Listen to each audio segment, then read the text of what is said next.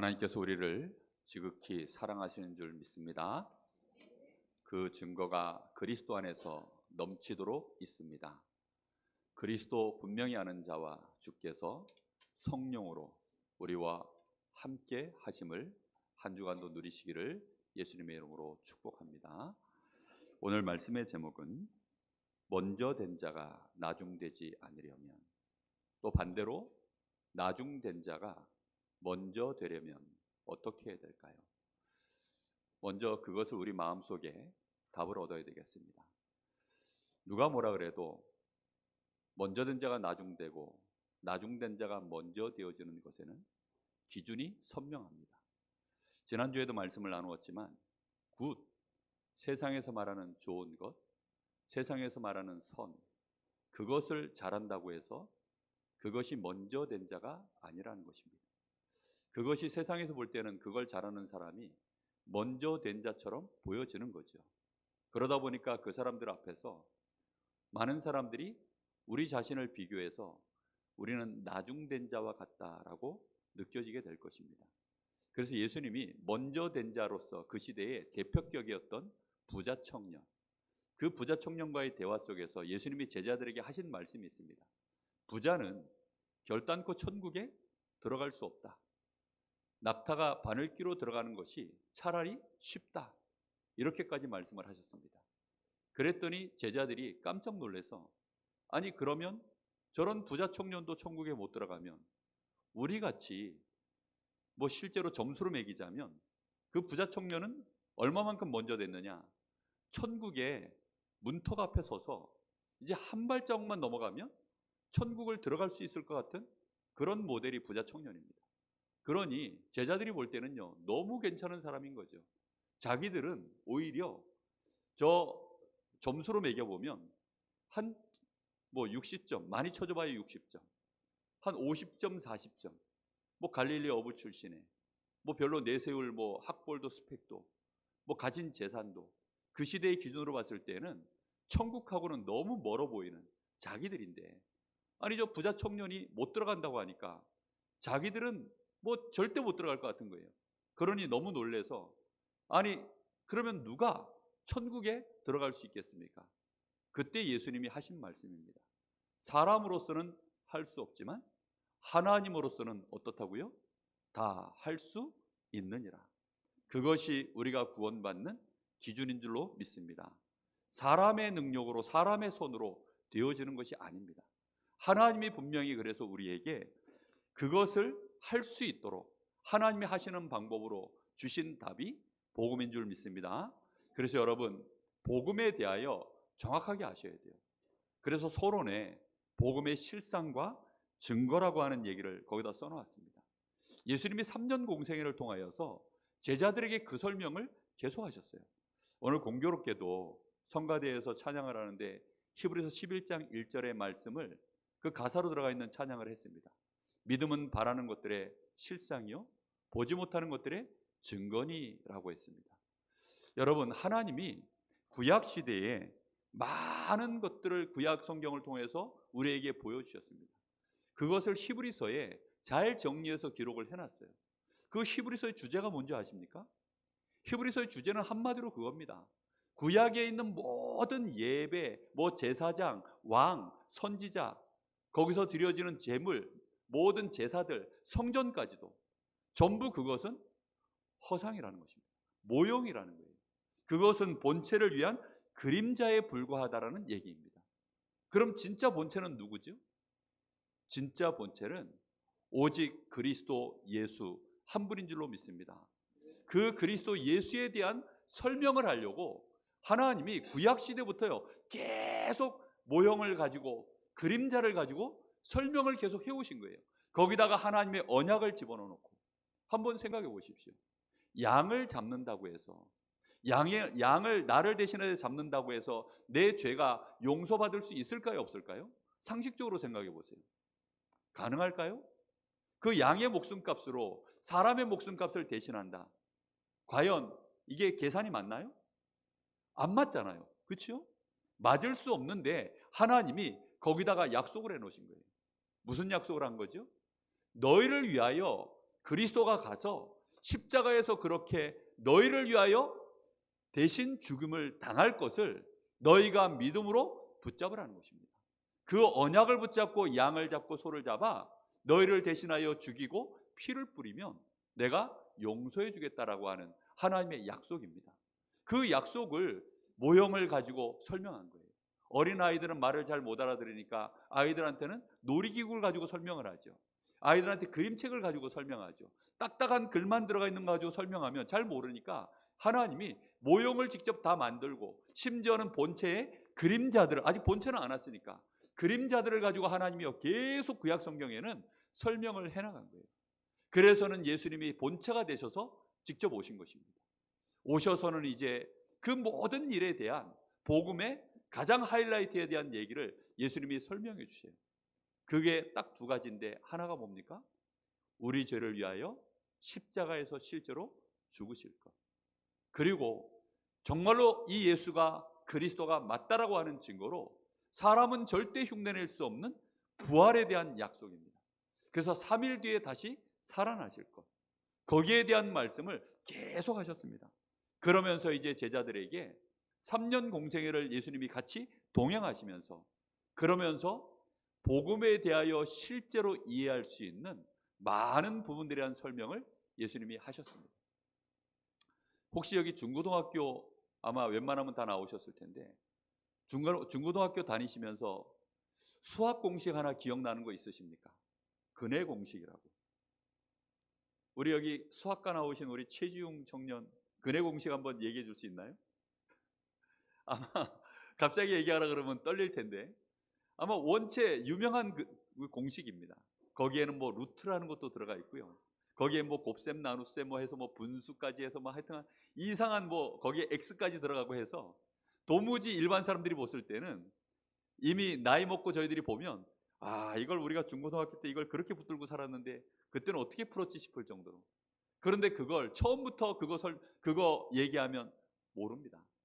처음에는 숫자 개념 가르쳐주고 그래서 뭐 사과 한 개가 있고 여기 사과가 한 개가 있는데 엄마가 사과 한 개를 먹었어. 그럼 몇 개 남았니? 이러면서 이제 덧셈 뺄셈의 이런 것들도 가르쳐주고 그런 개념들 하나하나 다 이해시켜서 그러고 나서 이제 이게 근해 공식이야 라고 하면 그때는 이제 이해를 하는 겁니다.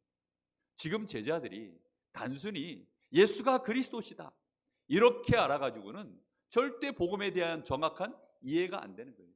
너무나 많은 사람들이 복음 잘 모르고 그저 그냥 예수님 잠깐 쫓아다니면서 예수님을 통해서 병 고침 받고 예수님 통해서 귀신 쫓겨나가고 예수님 통해서 좀 감동 좀 받고 이러면 야 나도 예수님 만났고 나도 하나님 은혜 받았고 나도 이제는 예수를 알아.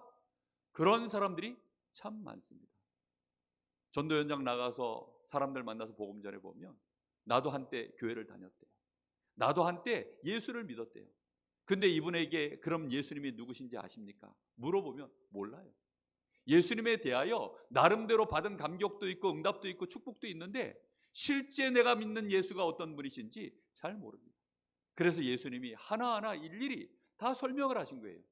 그 설명 중에 첫 번째 하신 설명이 마태복음 5장부터 시작이 되어집니다. 그동안 여러분들하고 한 2년에 걸쳐서 지금까지 하나하나 설명을 이 말씀을 통해서 해왔죠. 대표적인 단어들 몇 가지만 여기다 쭉 써놨는데요. 참 복이 뭐냐? 실제 율법은 뭐며 율법을 내가 어떻게 완성시킬 것에 대한 또 사람 앞에서 하는 것 말고 하나님 앞에서 하지 않으면 그게 외식이 된다는 얘기들 그리고 먼저 할 것에 대하여 그리고 도무지 비판하면 안 되는 이유들 사람들이 인생을 살아가는데 하나님의 말씀 아무리 들어도 그 말씀 따라가지 않는 모래 위에 세워진 인생들 반석 위에 우리 인생을 어떻게 세울 것인가 뿐만 아니라 병고침에 대하여 현장에서 귀신 들린 자들을 고쳐내시고 특히 바리새인들과의 논쟁 그 안식일 논쟁 뭐 전통과의 여러 가지 이런 논쟁들을 통해서 그것을 통해서 예수님이 하나하나 하나님 나라에 대하여 설명해 주시고 복음에 대하여 예수님이 하나하나 다 이해를 시키는 이런 과정들을 다 걸어가십니다. 그러면서 천국에 대하여 비유로 마태복음 13장에 보면 천국은 마치 하면서 많은 비유들을 들어서 설명도 하십니다. 그리고는 이제 예수님이 12제자를 따로 부르셔요. 12제자를 예수님이 따로 이제 집중해서 세우시려고 12제자를 부르시고 누가복음에 보면 70인 제자를 또 세우시고 이렇게 제자들을 부르셔서 집중을 시키십니다. 그리고는 어떻게 집중을 시키느냐? 오직 예수만 남도록, 오직 그리스도이신 예수만 믿어야 될 이유를 알도록 제자들에게 집중시켜 나가십니다. 그러면서 이 제자들의 질문에 예수님이 대답을 하세요. 천국에서는, 주님의 나라에서는 누가 큰 자입니까? 그때 예수님이 뭐라고 대답합니까? 어린아이 하나를 불러 세워놓고, 그때 당시 어린아이는 아무 쓸모짝이 없는 그런 아이들입니다. 그런 대표격인 사람이 어린아이들이거든요.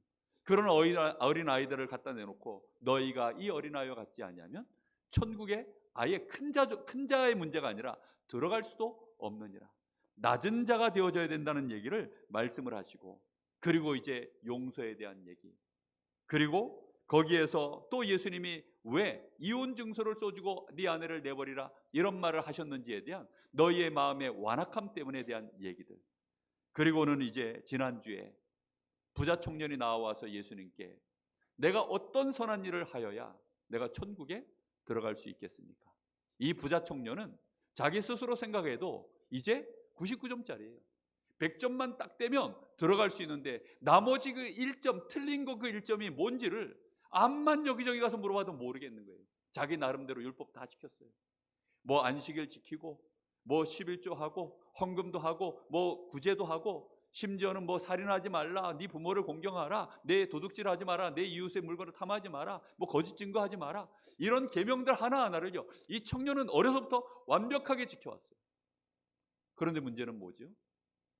자신의 인생에 뭔가 모르게 밀려오는 어려움들, 그 해결할 수 없는 고통들, 도무지 하나님 앞에 내가 구원받았다, 내가 하나님 자녀구나, 하나님이 지금 나와 함께서 나를 축복하고 계시는구나, 여기에 대한 분명한 확신과 증거들이 자기에게는 전혀 없는 거예요.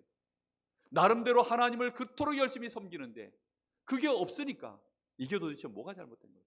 마치 이런 거죠. 한 과학자가 자동차를 개발해서 자동차 설계를 하고 완벽하게 설교들을 도면을 내고 그리고 완벽하게 조립을 해서 드디어 이제 시동을 걸었는데 시동만 안 걸리는 거예요. 아니 완벽하게 지금 됐는데 시동만 안 걸려. 아니 그러면 이건 자동차지만 자동차입니까? 자동차가 아닙니까? 이건 자동차라 할 수도 없고 아니라 할 수도 없고, 자기는 나름대로 이제 했는데 시동만 안 걸려. 그러니까 그 시대의 가장 완벽한 엔지니어처럼 보이는 예수님께 가서 물어본 겁니다. 이게 시동이 왜 안 걸립니까? 이 시동이 걸리려면 뭘 하면 돼? 그랬더니 예수님이 물어보는 거예요.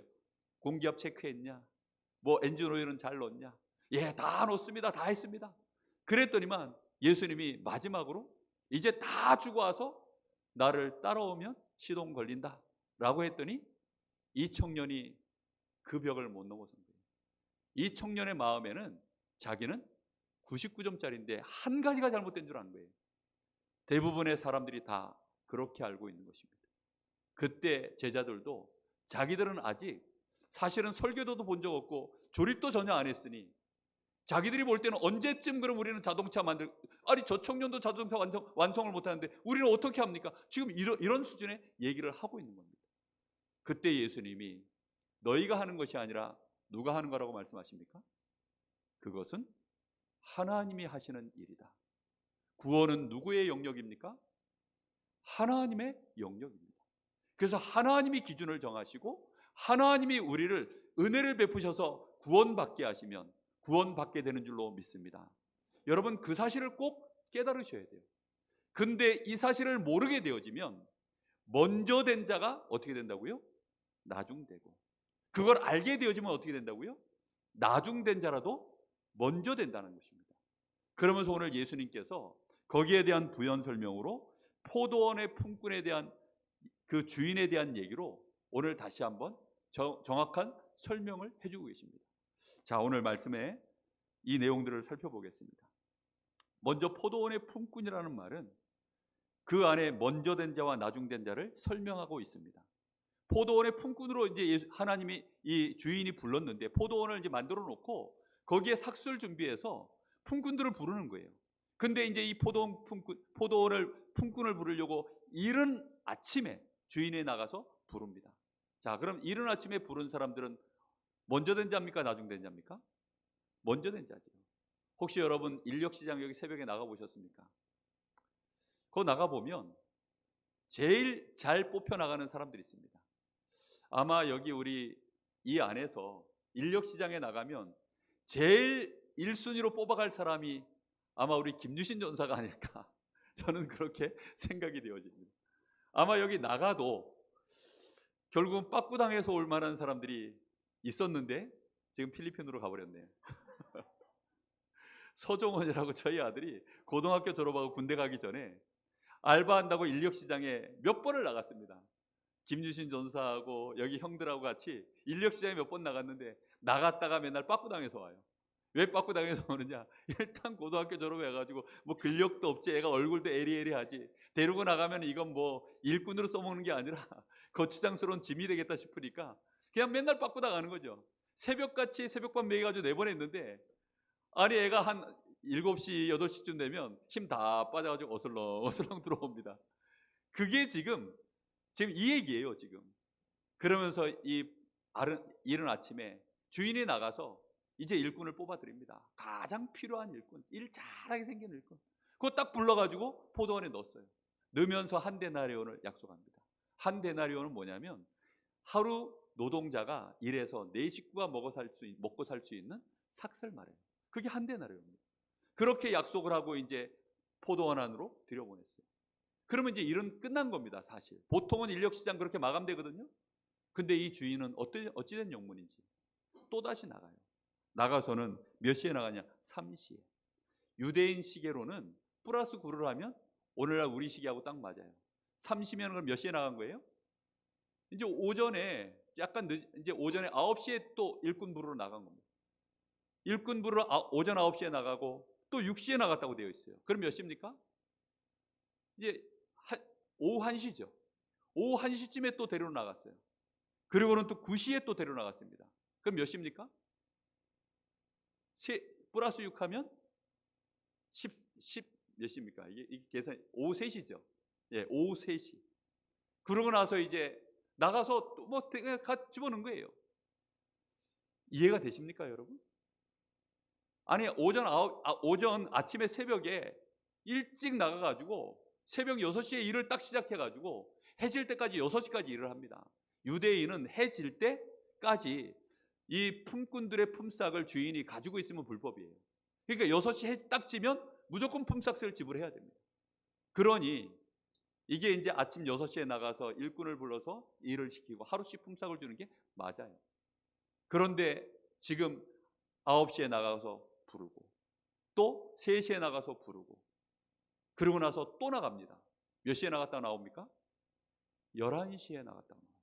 11시면 플러스 9를 하면 15시가 됩니다. 몇 시죠? 헷갈리네 이거. 17시가 되어집니다. 17시면 5시예요. 이제 일 마감 몇 시간 전에 나간 거예요? 1시간 전에 나갔어요. 1시간 전에 부름받는 그 사람들은 어떤 사람일까요?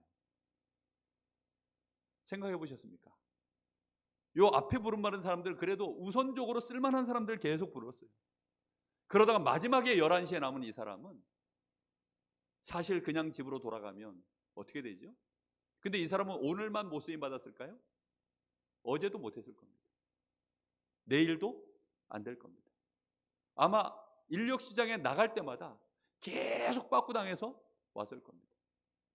그런데 이 포도원 주인이 이 사람을 불러서는 포도원에 집어넣은 것입니다.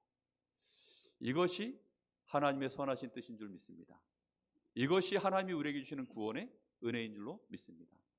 여러분 이것을요 우리가 잘못 보면 세상 기준으로 보면 우리도 모르게 먼저 된 자, 나중된 자 이 서열이 정해져 버려요. 교회 안에는 그런 거 없습니다. 하나님의 복음 앞에서는 그런 것이 없는 거예요. 근데 사람들은 자꾸만 그런 계산으로 쳐다보니까 자기들도 모르게 거기서 먼저 된 자와 나중된 자가 갈라지는 거예요. 이 사람들은 이 나중된 자 11시에 부름받는 사람들, 이 5시에 부름받는 사람들은 뭐 이 사람들은 그야말로 쓸모없는 사람입니다. 그 시대에 쓸모없는 대표적인 사람들, 과부, 어린아이들, 뭐 죄수들, 병든 자들, 귀신 들린 자들, 저 이방인들 이런 사람들입니다. 그러면 먼저 된 자는 누굴까요? 사실 시간상으로 따지면 아브라함의 후손들. 저 구약 시대에 아브라함 때부터 부름 받은 거예요. 아브라함 때부터 부름 받아가지고 그렇게 해서 지금까지 온 유대 민족들, 또 그들 가운데 지금 시대의 대표격인 바리새인들, 지난주에 우리 말씀 보았던 부자 청년, 이런 사람들은요 먼저 부름 받아가지고 오랫동안 그 포도원에서 매일매일 삭슬 누리면서 일해온 사람들입니다. 근데 이 사람들의 공통점이 있어요. 이 사람들의 공통점이 뭡니까? 전부 다 주인이 아니고 뭐지요? 품꾼이라는 것입니다. 이 품꾼들은 뭐가 필요해요? 주인의 부르심이 필요합니다. 반드시 주인의 부르심이 없으면 그날 생명을 유지할 수 없어요. 반드시 주인이 불러주셔야 되는 겁니다. 그리고 이 사람들의 특징은 뭐냐? 그래서는 품삯을 반드시 받아야 돼요. 그래야 매일매일의 생명의 삶이 연장되어져 가는 것입니다. 자, 그러면 오늘 이 말씀, 이 비유를 통해서 우리는 이 의미들을 생각해 보셔야 됩니다. 두 번째, 그래서 천국에 들어가는 비유, 이 19장 17절 26절에 보면 지금 이 청년 자체가 질문 내용이 뭐였습니까? 선생님이여, 내가 천국에 들어가려면, 이게 질문의 내용입니다. 거기서부터 쭉 와가지고 26절에 그러면 하나님이 다 하실 수 있는데, 그러면서 거기에 대한 설명으로 예수님이 오늘 포도원 핀꾼에 대한 얘기를 얘기하고 계시는 겁니다. 자, 그러면 포도원은 뭘 의미할까요? 천국을 의미하는 것입니다. 그리고 거기에 들어간다는 말은 구원을 받았다는 뜻입니다. 거기에 주인은 누구죠? 하나님이십니다. 품꾼은 무엇을 말하는 것입니까? 바로 하나님의 은혜가 필요한, 천국에 들어가야 된 이 구원이 필요한 죄인들을 뜻하는 것입니다. 그리고 한 데나리온은 무엇을 의미하죠? 바로 우리가 그날 생명을 얻을 삭을 말하는 것입니다. 다시 말하면 우리의 죄값을 치러줄 생명의 삭, 우리가 하나님의 나라의 천국에 들어갈 수 있는 그 천국의 티켓, 그 값을 의미하는 것이 한 데나리온입니다. 그리고 상당하게 내가 너희에게 주리라. 앞에 그 제일 처음에 이른 새벽에 부른 일꾼들에게는 한 데나리온이라고 명확하게 하나님이 말씀하셨어요. 근데 그 뒤에 부른 사람들에게는 한 데나리온이라고 말하지 않고 상당하게 주리라 라고 이렇게 말씀하셔요. 그럼 이 상당하게라는 말은 뭐죠? 원문에 보면 앞에 것과 같은, 다시 말하면 너희가 하루를 먹고 사는 데 있어서 충분하게 내가 너희에게 주는 값, 그 의미가 상당하게라는 뜻입니다. 그래서 한 데나리온을 말하는 것입니다. 우리에게 어떤 죄를 지었든지, 다시 말하면 이 사람이 지금 심각하게 누가 봐도 완전히 나중된 데와 같은, 저런 것은 저렇게 돼도 싸 할 만한, 욕먹을 만한 사람들 있잖아요. 그런 사람들까지도 충분하게 먹고 살 수 있도록 하나님이 그렇게 하시겠다는 것입니다. 자, 그러면서 들여보내라고 나가는 주인과 같으니라고 그렇게 나오죠. 그것은 하나님의 구원 계획을 말씀하시는 것입니다. 그리고 실제로 너희도 들어가라. 지금 11시에, 다시 말해 오후 5시에 그 하루 종일 마음 졸이면서 오늘도 그냥 집에 들어가면 내 새끼들은 어떻게 하나? 내 아내는 어떻게 하나? 어제도 굶었는데 오늘 또 굶어야 되는 이 상황을 어떻게 하나? 지금 아무리 생각해도 자기는 그렇다고 해서 또 막 주인에게 가서 항변할 수도 없어요. 왜요? 자기가 자기를 봐도 자기는 일꾼으로 쓰임받을 만한 사람이 아니에요. 자기는 아무리 생각해도 포도원에 들어갈 만한 주제가 못 돼요. 그러니 너무나 그 마음에 낙심을 하고 그냥 어찌할 수 없어서, 그래도 포도원 근처에 서서 그냥 혹시나 하는 마음으로, 혹시나 하는 그 마음으로 그냥 거기에 서성일 수밖에 없는, 여기 놀고 서 있다는 말은요, 막 뭘 재밌게 뭐 게임하면서 놀고 이런 말이 아닙니다. 뭐 할 수 있는 게 없으니까 노는 것처럼 보이는 거죠. 그래서 거기서 백수로 어쩔 수 없이, 어찌하면 내가 좋을까 답도 없이 그렇게 막 근심 속에 있는데, 너는 왜 거기 그러게 있냐? 그때 뭐라고 합니까? 아무도 나를 써주는 자가 없었어. 아무도 나를 써주는 자가 없었어. 나를 긍휼히 여겨주는 자가 없어서 나는 답이 없습니다. 나는 할 힘도 없습니다. 나는 너무나도 연약합니다. 나는 어찌하면 좋겠습니까? 그런 인생이 그 11시에 부름받은 사람입니다. 그 사람을 향하여 하나님이 말씀하십니다. 너희도 들어가라. 그게 복음인 줄 믿습니다. 여러분, 그러면 이른 아침에 부름받은 사람은 복음입니까? 아닙니까? 복음 아닙니까? 그것도 복음입니다. 왜요? 이른 아침부터 부름받았다는 것은요, 더 복음이에요, 사실은. 처음부터 저 유대인들 아브라함 때부터 그렇게 부름받아가지고 그때부터 하나님의 은혜 안에서 그 민족이 지금까지 매일매일의 축복을 누리면서 왔으니 얼마나 큰 축복을 누린 것입니까? 근데 이 복음을 모르면요, 거꾸로 생각해요.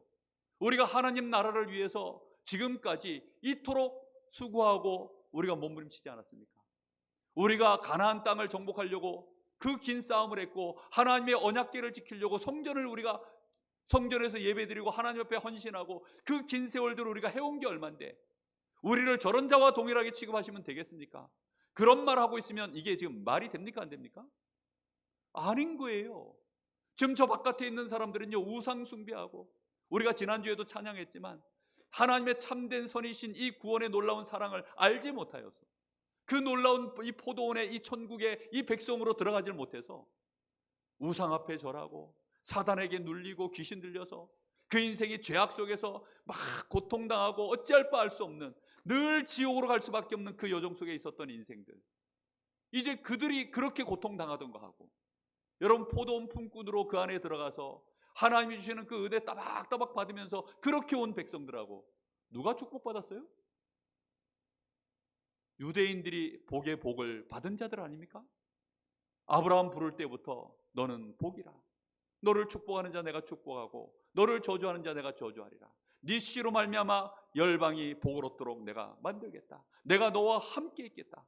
그게 하나님이 유대인들에게 먼저 부름받은 자들에게 하나님이 주신 축복 아닙니까? 그런데 지금 11시에 부름받은 자, 여러분 우리는 몇 시쯤에 부름받은 것 같습니까? 여러분 우리는 몇 시쯤에 부름받은 것 같아요? 오후 5시입니까?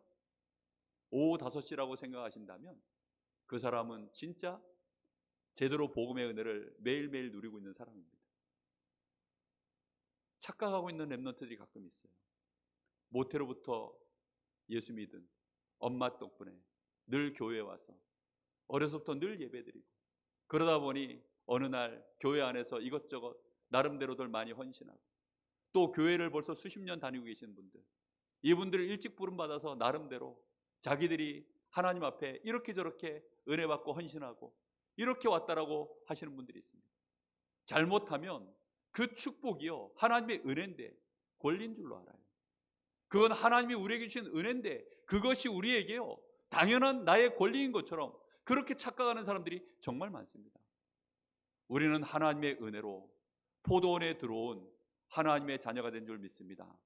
여러분 그 사실을 한순간도 놓치시지 말아야 돼요. 이른 아침부터 11시까지 주인이 늘 나가서 하는 일이 뭐죠?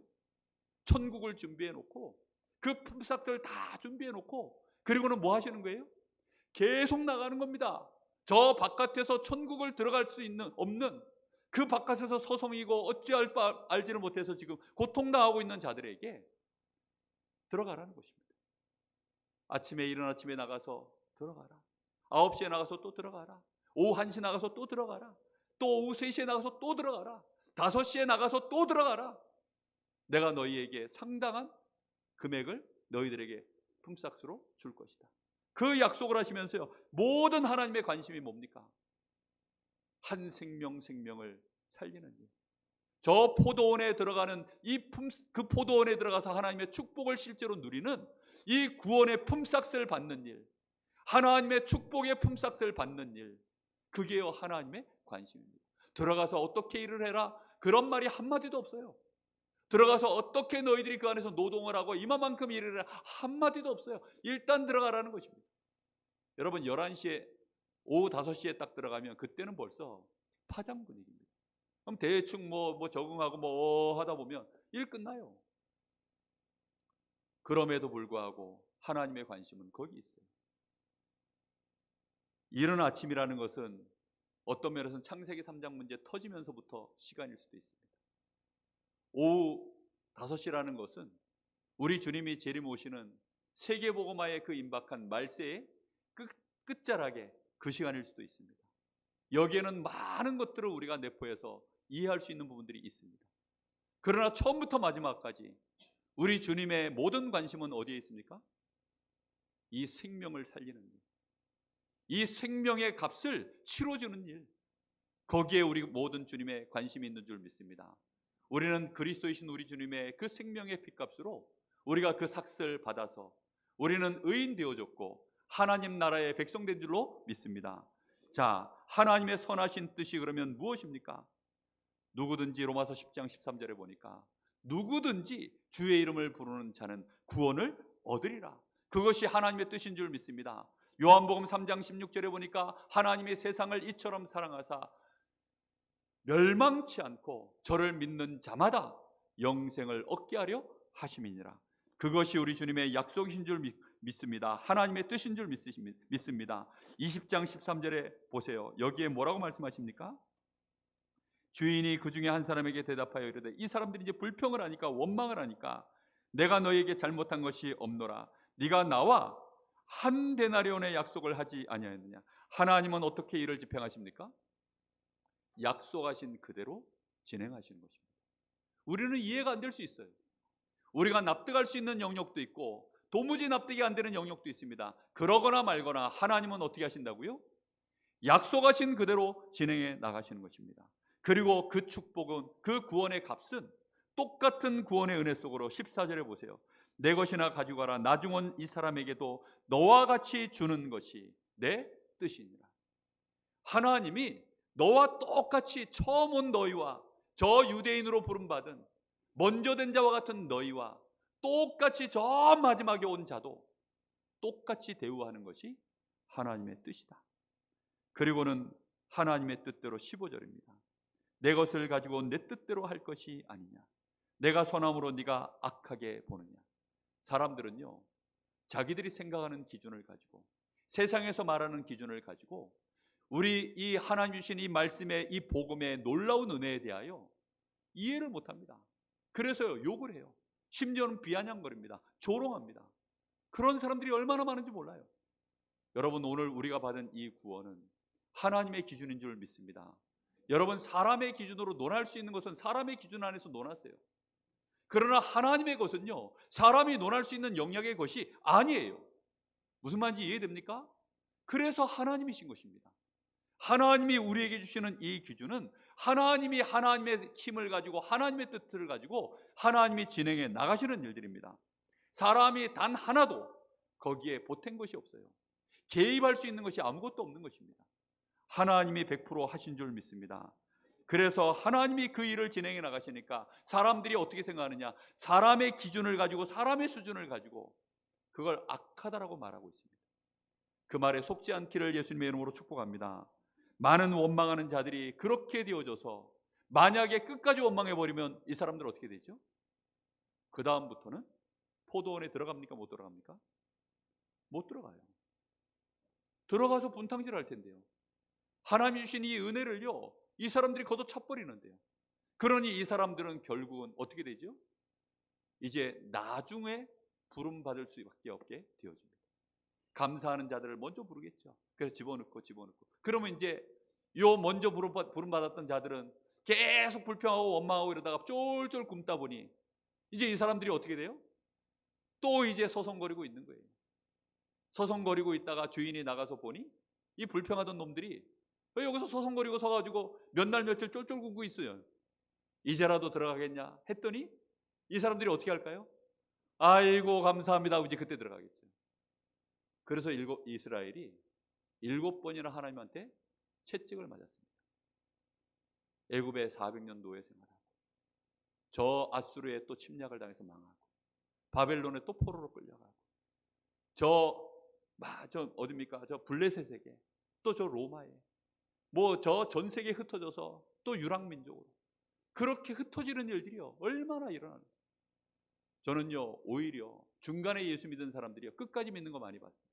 근데 모태신앙으로 교회 다니다가 떨어져 나가는 사람, 오히려 그런 신자들을 참 많이 봅니다. 왜입니까? 이 복음을 이해하지 못해서, 이 하나님 주시는 이 어마어마한 하나님의 이 뜻을 알지 못하였어요. 먼저 된 자가 나중돼 버려가지고 탈락해서 인생을 막 방황하다가 그러다가 나중에 겨우겨우 하나님의 그 부르심 앞에 다시 무릎을 꿇는 그런 신자들 너무나도 많이 봤습니다. 여러분, 먼저 된 자, 나중되지 않으려면 반드시 여러분 이 복음이 무엇인지 깨달으셔야 됩니다. 오늘 이 주신 말씀 안에서 하나님의 은혜를 꼭 깨닫기를 예수님의 이름으로 축복합니다. 먼저 된 자의 은혜가 있습니다. 먼저 언약 속으로 들어온 거예요. 그러니 이 사람들은 원망할 것이 아니라 분명한 하나님의 이 은혜 속에 내가 날마다 있음에 대하여 감사하는 은혜가 있어야 됩니다. 근데 이 사람들은 오히려 거꾸로 깨달아가지고 너무 오랫동안 이 축복을 오래된 약속 안에서 누리다 보니까 이게 오히려 선민사상이 돼버렸어요. 이건 우리들만의 전유물 비슷하게 돼버린 겁니다. 그래서 우리만 이렇게 은혜를 누리는 거지 다른 애들은 안 된다는 거예요. 그러다가 다른 애들이 늦게 들어오니까 우리가 이미 다 판 만들어 놓고 우리가 이만큼 일 다 해놨는데 너희들은 여기 들어와가지고 밥 숟갈 얹어 놓고서 지금 너희들 거 챙기려고 그래? 지금 얘네들은 그렇게 생각하는 거예요. 굴러온 돌이 박힌 돌 뭐 어쩐다는 식으로. 여러분, 천국은 그런 거 없습니다. 하나님의 나라는 그런 것이 없습니다. 우리에게 먼저 은혜 받은 자들은 먼저 받은 은혜 받은 자답게 이 축복을 가지고 나중 온 자들이 이 천국의 포도원의 축복을 함께 누릴 수 있도록 우리가 그 바탕을 만들어 놓고 나중 온 자도 똑같이 그 은혜 속으로 들어올 수 있도록 우리가 헌신을 한다는 것에 대한 감사할 수 있기를, 자부심을 갖기를 예수님의 이름으로 축복합니다. 5시에 온 사람들, 이 사람들은요 확실하게 압니다. 아, 진짜 이것은 은혜구나. 하나님의 선하신 뜻이 있어서 내가 이렇게 구원받았구나. 우리는 이른 새벽에 혹시 부름받았을지라도 우리의 마음은 항상 어때야 될까요? 5시에 부름받은 자와 같은 마음으로 살아야 될 줄로 믿습니다. 그래서 예수님이 마태복음 5장에 첫 가르침에 심령이 가난한 자는 복이 있다. 저가 천국을 얻을 것이요. 그 심령이 가난하다는 말이 이 말입니다. 오늘 여러분 카톡에다가 푸사에다 쓰세요. 5시에 온 자. 할렐루야. 내가 5시에 부름받은 자구나. 내가 이제서 구원의 은혜 속에 들어왔구나. 여러분, 그 은혜를요 잊지 않도록, 혹시 나는 5시에 온 자라고 여러분 푸사 써놨는데 모르는 사람들이, 친구나 가까운 사람들이 야 5시에 온 자가 뭐야 하고 물어보거든. 이 말씀 해주세요. 그럼 아니면 오늘 주신 이 말씀을 다 녹화되어 있으니까 그걸 링크 걸어가지고 이게 5시에 온 자의 뜻이 하면서 전달해 주세요. 궁금하다며 봐 하면서 전도용으로도 쓰시기 바랍니다. 정말 여러분 얼마나 중요한 부분인지 모릅니다. 전도할 수 있다면 뭔들 못하겠습니까? 5시에 온 자들 승리하시기를 예수님의 이름으로 축복합니다. 정말 여러분, 품삯은 뭡니까? 이 품삯은 마태복음 20장 17절에서 19절 전혀 동떨어진 내용 같은데 이 내용을 여기다 넣은 이유가 이것입니다. 같이 읽어볼까요? 제가 보겠습니다. 그리고는 예수님께서 이제 나갑니다. 이 마태복음은 시간상 이렇게 순서대로 편집한 게 아니라 그랬죠. 마태가 복음에 대한 정확한 설명을 하려고 복음을 이해시키기 위한 순서대로 사건들을, 예수님의 말씀들을 기록을 하고 설명을 해놓은 게 이게 마태복음의 순서입니다.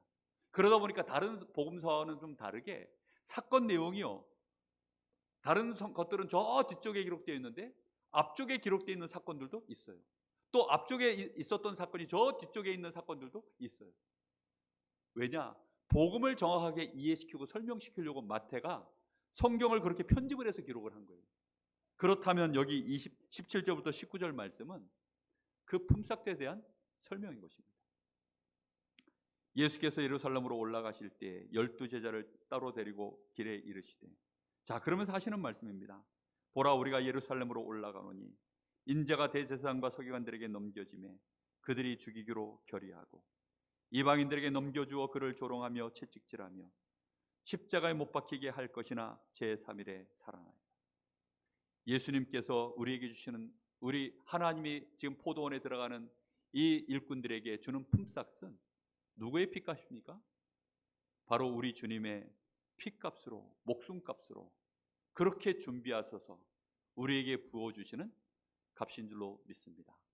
예수님이 조롱당하시고 예수님이 채찍질 당하시고 예수님이 십자가에서 피 흘리셔서 이제 영원한 생명의 그 떡으로, 그 생명의 피로 우리에게 마르지 않는 이 샘과 같은 우리에게 죄값을, 대속의 은혜를 베푸셔서 우리가 포도원에 들어가기만 하면, 우리 하나님의 그 부르심에 우리가 콜링 앞에 반응을 하여서 천국에 이 하나님의 부르심 앞에 포도원으로 들어가기만 하면 그 삭슬 받게 되는 줄로 믿습니다.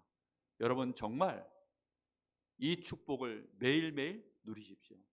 몇 시에 온 자와 같이 누리시라고요? 5시에 온 자와 같이. 내가 오늘 이 품삯을 못 받으면 나는 굶는다. 내 가족 굶는다. 나를 아는 자, 내가 먹여 살려야 될 내 식구들 굶는다. 그래서 나는 이 은혜를 오늘도 내가 받아서, 이 삭슬을 받아서 나는 내 가족 살리겠다. 이 삭슬을 받아서 내 친구들 살리겠다. 내 현장 살리겠다. 여러분, 한 데나리온은 나만 먹고 사는 돈이 아니라고요. 무슨 말인지 이해되셨습니까? 우리 주님이 치르신 이 핏값은 나만을 위한 것이 아닙니다. 함께 모든 사람 살리는 그런 포도원 일꾼과 같은 제5시에 들어온 그 축복을 누리는 여러분 되시기를 바랍니다. 변함없이 먼저 된 자가 되어져서 항상 여러분 5시에 들어온 자의 마음으로 증인 되시기를 예수님의 이름으로 축복합니다. 우리 주신 말씀 붙잡고 한 1, 2분간 마음 담아 잠시 같이 기도하겠습니다. 먼저 된 자 나중되지 않으려면, 나중된 자가 먼저 되려면 오늘 주신 이 말씀 그대로 붙잡고 한 주간 일평생 살아가게 하옵소서. 우리 같이 기도합니다. 살아계신 하나님, 참 감사를 드립니다. 이 땅에 우리가 사는 날 동안 우리는 무엇이 필요합니까? 우리에게는 매일매일의 하나님의 놀라운 구원의 축복이 필요합니다. 우리는 늘 죄 속에 빠져있고 우리는 늘 죄 가운데 살아가며 사단의 노예로 우리 인생이 저 지옥을 향하여 고통 속에, 하나님, 우리는 그렇게 육신의 생명만을 위하여 살아가며 하나님이 주시는 생명의 이 놀라운 은혜를 우리는 전혀 알지 못한 채 우리는 그렇게 살아갑니다. 하나님, 우리는 실상 죽은 자요, 죄와 허물로 말미암아 죽어있는 자요, 공중의 권세 잡은 자, 이 악한 사단에게 걸려서 우리 인생이 본질상 진노의 자녀로 살아갈 수밖에 없는 우리가, 하나님, 우리 주님의 십자가의 보혈의 피로 말미암아 이제 우리가 그 피값을 받아 하나님, 우리가 의인 되어졌고 우리가 살아났고 우리는 하나님의 자녀가 되었습니다. 하나님, 우리가 제5시에 들어온 자와 같이 우리가 그렇게 주님 앞에 부른 자의 마음으로 우리의 심령의 가난함을 잃지 않게 하여 주시옵시고, 이 심령의 가난함을 가지고 하나님, 우리의 현장에 굶어 죽어가는 자, 하나님이여, 정말로 이 복음의 은혜를 받지 못하여 지금도 신음하고 있는 자, 그들을 향하여 애통한 마음으로 하나님이 복음 들고 주님이 주시는 이 핏값을 가지고 나아갈 수 있도록 주여 우리에게 은혜를 주시길 간절히 원합니다. 우리가 받은 이 한 데나리온이 저 현장에 필요합니다. 주님이 피 흘려 우리에게 주신 이 생명의 감, 하나님이여, 누리게 하여 주시옵시고, 이걸로 배불리 먹게 하여 주옵시고, 내 자녀들 배불리 먹이게 하여 주옵시고, 내 가족들, 내 친척들, 하나님이여, 정말로 현장에 내 가까운 자들 살려낼 수 있도록 주님이 은혜를 주시길 간절히 원합니다. 이것이 선하신 아버지의 뜻이오니 그 뜻을 하나님 우리의 가슴에 새기고 일평생 전도자로 살아갈 수 있도록 주님이 역사하여 주시옵소서. 주님 감사합니다. 하나님 은혜를 진심으로 감사합니다. 오후 5시에 들어온 우리가 무슨 자격이 있어서 우리가 우리 주님의 그 놀라운 핏값을 받을 수 있겠나이까? 그러할지라도 우리는 우리 주님의 핏값이 아니면 우리는 할 수 있는 게 없음을 고백합니다. 오늘 심령이 가난한 자 되어 천국을 누리는 증인들로, 하나님의 자녀로, 복 있는 자들로 우리 성도들 서게 하시니 감사합니다. 일평생 이 은혜 누려서 이제는 세상의 빛과 소금으로 서는 그날까지 이 축복 누리게 하옵소서. 살아계신 예수님의 이름으로 기도하옵나이다. 아멘.